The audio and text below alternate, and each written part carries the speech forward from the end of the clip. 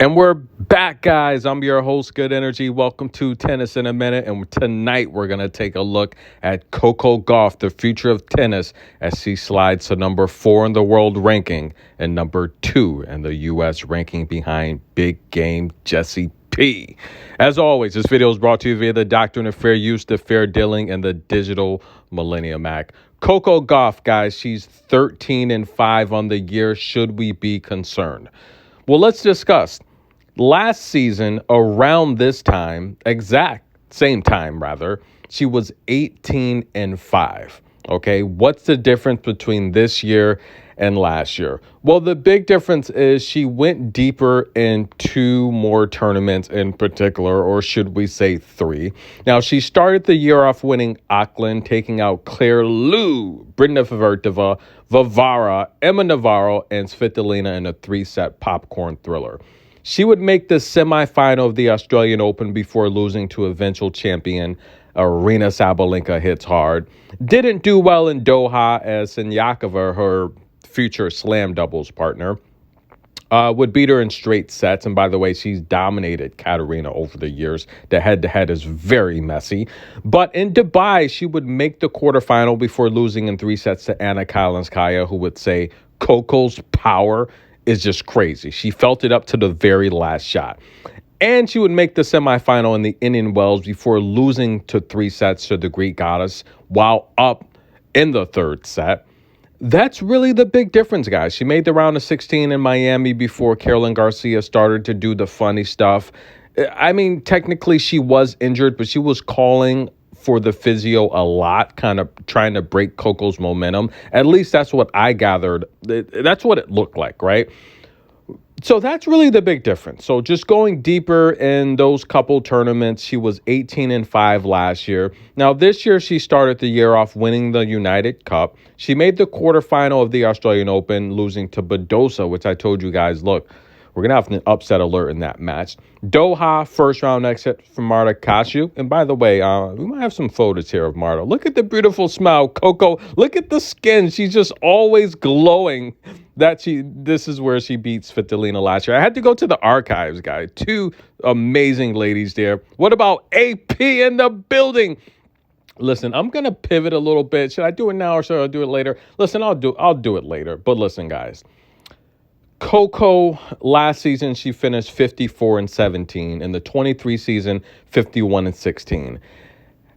She's 5 wins off pace. So, I mean, she could finish below 50 wins this year unless she starts to really turn it up. Now, we're headed into clay season, where last year she was 14-5 on clay. And the reality here is Coco Gauff is a really good clay player, right? She's just under 75% for her win rate for her career on clay. Just under, around 73%. But the reality here is people forget she's a junior slam winner at the French Open, right? Where she took out Long Head Don't Care.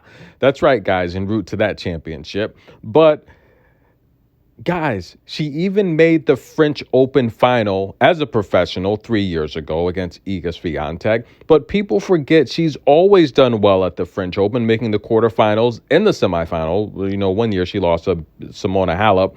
But overall, I think Coco's a really good clay player. The numbers show it because I've talked about how she's so fast, explosive. She's so defensively sound that she's looking forward to the next ball where it's clay, it's a slower surface, and it gives her more time to follow through with her forehand as she's not rushing through the shot. That's just my personal opinion. But I want to switch gears a little bit, guys. And comment below, do you think there's an issue with Coco? I don't think so, because historically, she's always turned it up towards the end of the 3rd, 4th quarter. Whereas she has 3 titles to defend. She didn't defend Auckland, but she won the United Cup, so that's a wash. So now she has to defend Beijing, which is 1,000 points. And the Master WTA Finals champion from Saudi Arabia. We know that. So a lot of her points are on the back end of the season.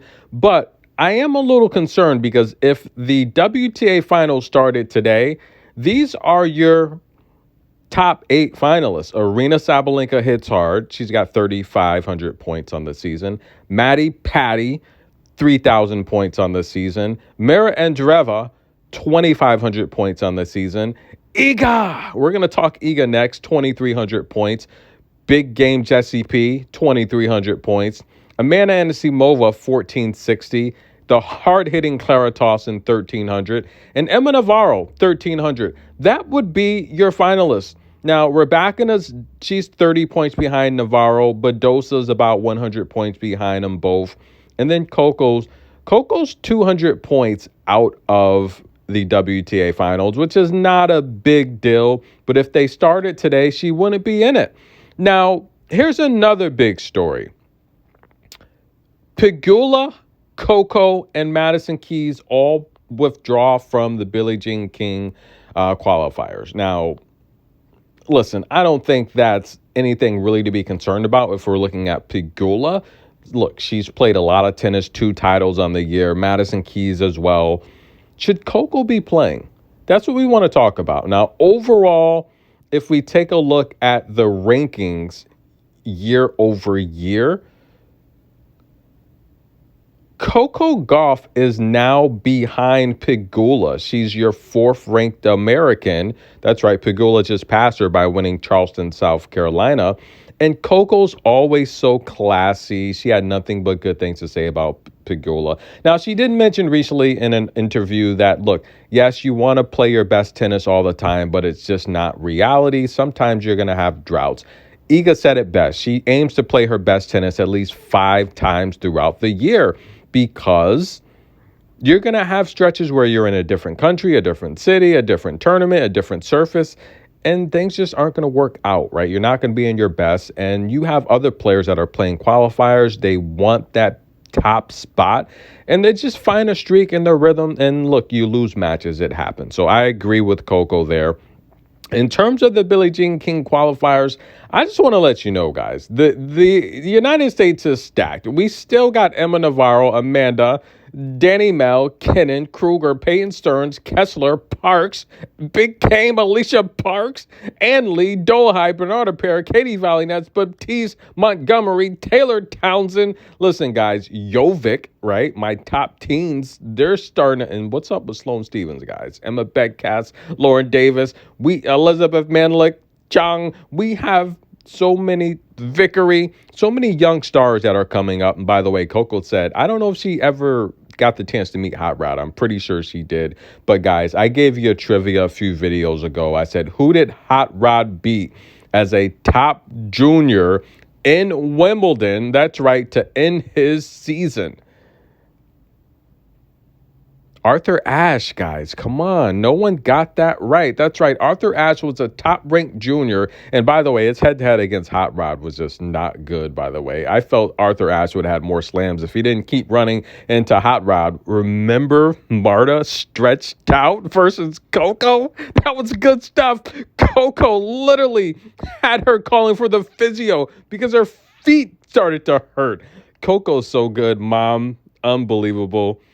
What do you guys think? You concerned? And Marta was so frustrated. She couldn't believe it. Flashback, guys. You got to love it. Check out the community. I have a ton of flashbacks. Big Game Jessie P's now the Charleston champ. I'm going to post some flashbacks from Charleston, but nonetheless, guys, are you concerned with Coco? Comment below. I'd love to hear your feedback. Again, she's 5 wins off pace of last year, but we know Coco turns it up towards the end of the year. I don't think there's an issue. She loves to play in Madrid. She loves to play in Rome. She loves that brown, reddish clay. The French Open, Paris is her favorite place to play, she said, aside from the Indian Wells. I think she at least wins Madrid. What do you guys think? Comment below. Are you concerned? Up next, we got to talk Iga Swiatek. She's getting a lot of hate lately. Let's discuss. We'll be right back.